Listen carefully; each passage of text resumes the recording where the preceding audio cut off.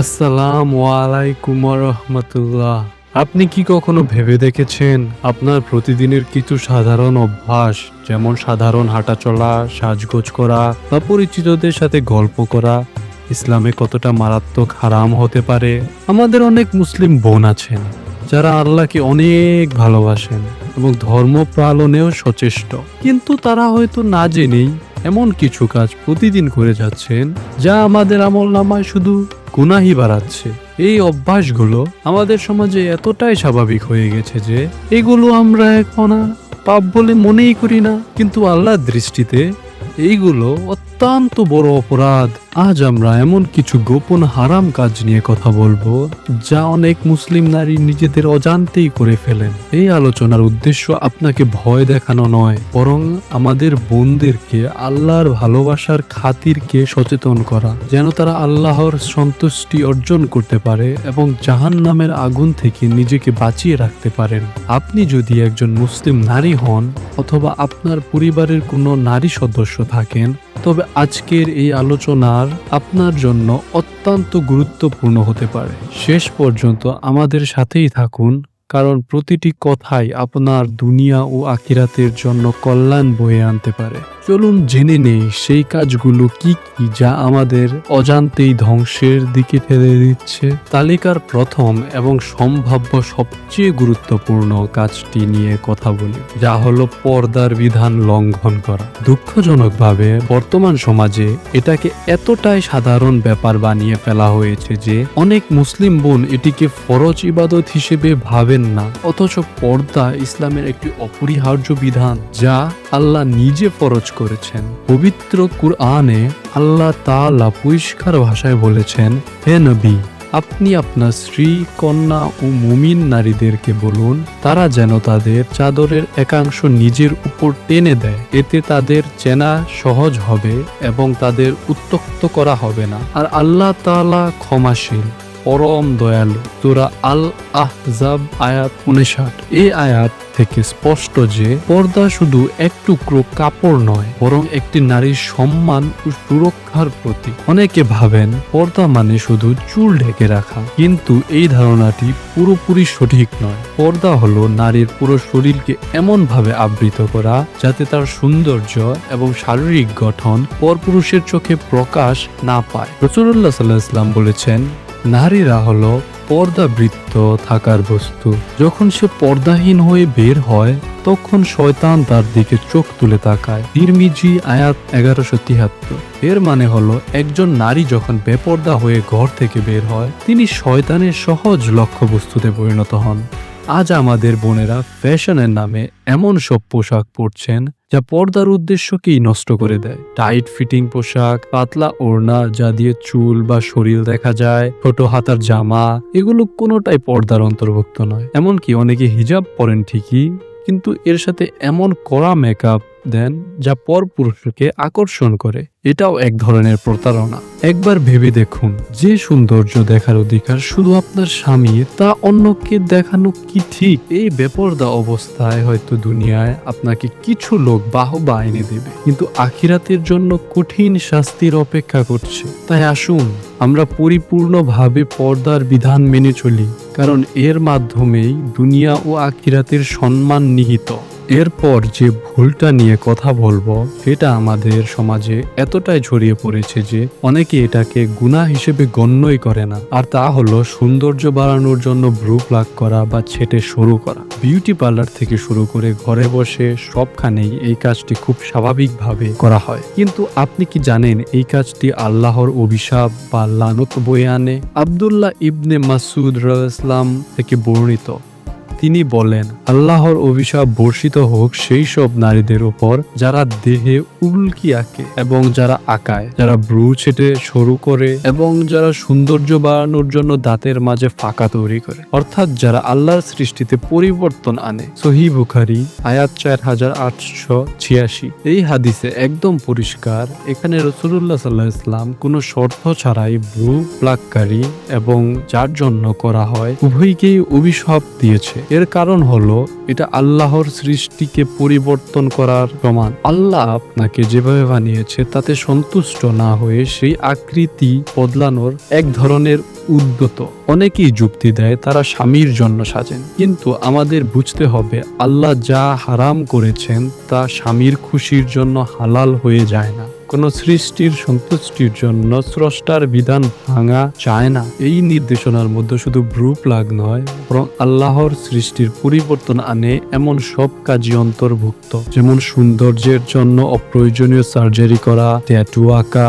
আপনার ভ্রু প্রাকৃতিকভাবে যেমনই হোক, সেটাই আল্লাহর পক্ষ থেকে আপনার জন্য সেরা। আধুনিক সৌন্দর্য বা সমাজের চোখে নিজেকে আকর্ষণীয় করতে গিয়ে আল্লাহের অভিশাপ কেনা কি বুদ্ধিমানের কাজ? যারা এই কাজটা করছে তাদের উচিত এখনই আল্লাহর কাছে তওবা করা। আল্লাহ ক্ষমাশীল, তিনি নিশ্চয়ই আপনাদেরকে ক্ষমা করবেন।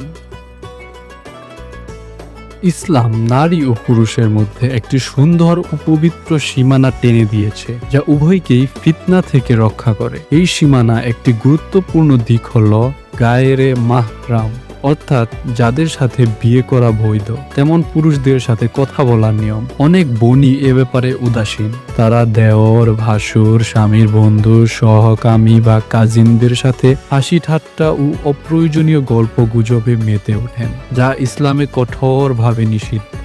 পবিত্র কোরআনে আল্লাহ নবীর স্ত্রীদের মধ্যে সমস্ত মুমিন নারীদের শিক্ষা দিয়ে বলেছেন, হে নবী পত্নীগণ, যদি তোমরা আল্লাহকে ভয় করো তবে পরপুরুষের সাথে কোমল কণ্ঠে কথা বলো না, কারণ এতে ব্যক্তির প্রফুল্ল হতে পারে যার অন্তরে ব্যাধি রয়েছে, আর তোমরা ন্যায়সঙ্গ কথা বলবে। সূরা আল আহজাব আয়াত 32।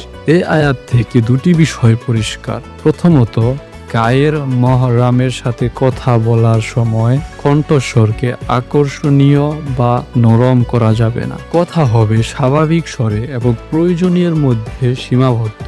দ্বিতীয়ত, কথা হতে হবে ন্যায়সঙ্গ বা কাজের কথা। অপ্রয়োজনীয় গল্প বা রসিকতা করার কোনো সুযোগ নেই। যখন একজন নারী আকর্ষণীয়ভাবে কথা বলেন, তখন দুর্বল মনের পুরুষদের মনে খারাপ চিন্তা আসতে পারে, যা একটি বড় ফিতনার দরজা খুলে দেয়। রাসূলুল্লাহ সাল্লাল্লাহু আলাইহি ওয়াসাল্লাম বলেছে, কোনো পুরুষ যেন কোনো নারীর সাথে একা না থাকে, কারণ সেখানে তৃতীয় জন হয় শয়তান। আজকাল সোশ্যাল মিডিয়া, ফোন বা চ্যাটিং এর মাধ্যমে এই নির্জনতা তৈরি করা আরো সহজ হয়ে গেছে। অনেকে ভাবেন আমরা তো শুধু কথাই বলছি, এতে দোষ কি? কিন্তু মনে রাখতে হবে, হারাম দৃষ্টি যেমন চোখের জিনা, তেমনি হারাম কথা জিহ্বার জিনা। কাজেই কর্মক্ষেত্রে হোক, বাজারে হোক বা আত্মীয় স্বজনের বাসায়, সব জায়গায় এই সীমা মেনে চলা জরুরি। প্রয়োজনীয় কথা বলুন, কিন্তু এমন ভাবে বলুন যাতে কোনো আকর্ষণ তৈরি না হয়। আপনার এইটুকু সতর্কতা আপনাকে এবং অন্য পুরুষটিকে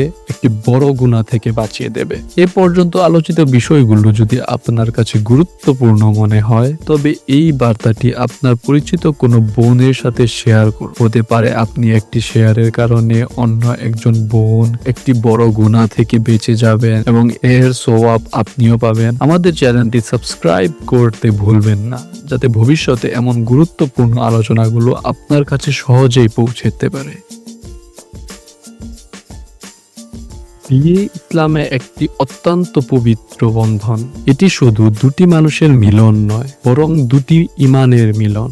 এ কারণে ইসলামে একজন মুসলিম নারীর জন্য কোনো অমুসলিম পুরুষকে বিয়ে করাকে কঠোরভাবে হারাম করা হয়েছে। পবিত্র কোরআনে আল্লাহ বলেছে, আর তোমরা মুশরিক পুরুষদের সাথে বিয়ে দিও না যতক্ষণ না তারা ঈমান আনে। একজন মুমিন দাসও একজন মুশরিক পুরুষের চেয়ে উত্তম, যদিও সে তোমাদের মুগ্ধ করে। সূরা আল বাকারা আয়াত 221। এই নিষেধাজ্ঞার পেছনে গভীর প্রজ্ঞা রয়েছে। প্রথমত, একটি ইসলামী পরিবারের ভিত্তি হলো আল্লাহ প্রতি বিশ্বাস। পরিবারের কর্তা বা স্বামী যদি অমুসলিম হন, তবে সেই পরিবারে ইসলামের পরিবেশ টিকে রাখা প্রায় অসম্ভব। স্ত্রী তার নামাজ, রোজা বা পর্দার মতো ধর্মীয় দায়িত্ব পালনের প্রতিনিয়ত বাধার মুখে পড়তে পারে। দ্বিতীয়ত, সন্তানের ধর্মীয় পরিচয় নিয়ে কোনো ভয়াবহ সংকট তৈরি হয়। সন্তান সন্তানরা সাধারণত বাবার ধর্মই অনুসরণ করে, ফলে সন্তানদের মুসলিম হিসেবে গড়ে তোলা অসম্ভব হয়ে পড়ে, যা একটি মুসলিম প্রজন্মের বিলুপ্তির কারণ হতে পারে।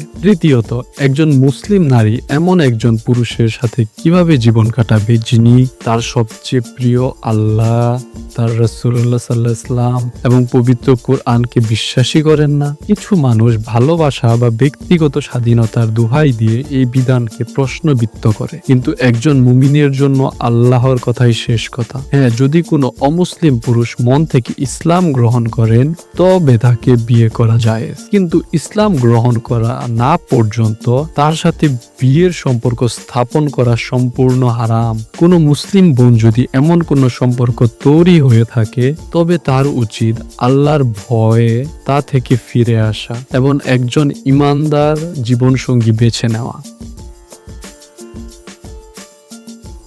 নারীর সাজসজ্জার একটি অংশ হলো সুগন্ধি ব্যবহার করা। ইসলাম নারীদের ঘরে তাদের স্বামীদের জন্য সুগন্ধি ব্যবহারের উৎসাহিত করে, কিন্তু সে সুগন্ধি মেখে একজন নারী ঘর থেকে বের হন এবং পরপুরুষের সেই ঘ্রাণ পায়, ইসলামে সেটিকে কঠোরভাবে হারাম করা হয়েছে এবং ব্যভিচারের সাথে তুলনা করা হয়েছে। যে কোনো নারী সুগন্ধি ব্যবহার করে লোকদের পাশ দিয়ে যায় যাতে তারা তার ঘ্রাণ পায়, তবে সে ব্যভিচারিণী। একবার ভাবুন এই হাদিসটি কতটা ভয়াবহ। সামান্য পারফিউম ব্যবহারের জন্য একজন নারীকে ব্যভিচারিণীর মতো বড় শব্দের মুখোমুখি হতে হচ্ছে। এর কারণ হলো নারীর সুগন্ধি পরপুরুষের মনে খারাপ চিন্তা ও ফিতনা তৈরি করে, যা তাকে আরো বড় গুনাহের দিকে ঢেলে দিতে পারে। এর মানে এই নয় যে নারীরা কোনো সুগন্ধি ব্যবহার করতে পারবে না। তারা অবশ্যই স্বামীদের জন্য বা শুধুমাত্র নারীদের সমাবেশে সুগন্ধি ব্যবহার করতে পারে, কিন্তু বাইরে যাওয়ার সময় এমন কোনো পারফিউম, বডি স্প্রে বা লোশন ব্যবহার করা যাবে না যা তীব্র গন্ধ অন্যদের নাকে পৌঁছায়। আজকে সমাজের এই বিষয়টি নিয়ে চরম উদাসীনতা দেখা যায়। অনেক বোরকা পরা বোনও তীব্র সুগন্ধি মেখে বাইরে বের হন, যা সম্পূর্ণ হারাম। তারা হয়তো জানেনই না যে এই ছোট কাজটি তাদের আমলনামায় কত বড় গুনাহ যোগ করছে। তাই এখন থেকে বাইরে যাওয়ার আগে নিশ্চিত হয়ে নিন আপনার পোশাক বা শরীর থেকে এমন কোনো সুগন্ধি ছড়াচ্ছে না যা পরপুরুষের আকৃষ্ট করতে পারে। প্রিয় বোনেরা, এই আলোচনার উদ্দেশ্য ছোট করা নয়, বরং আল্লাহর ভালোবাসার খাতির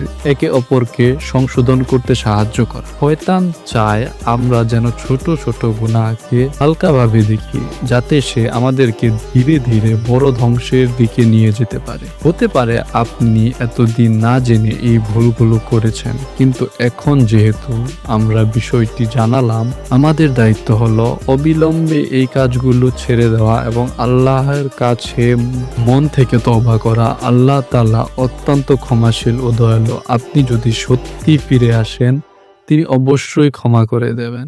আসুন আমরা সবাই আল্লাহর বিধানকে নিজেদের জীবনে বাস্তবায়ন করার চেষ্টা করি এবং এমন একজন নারী হিসেবে নিজেকে গড়ে তুলি যাকে দেখে আল্লাহ ও তার রাসূলুল্লাহ সাল্লাল্লাহু আলাইহি ওয়াসাল্লাম খুশি হন। আল্লাহ আমাদের সবাইকে সঠিক পথে চলার এবং সব ধরনের হারাম কাজ থেকে বেঁচে থাকার তৌফিক দিন। আমিন।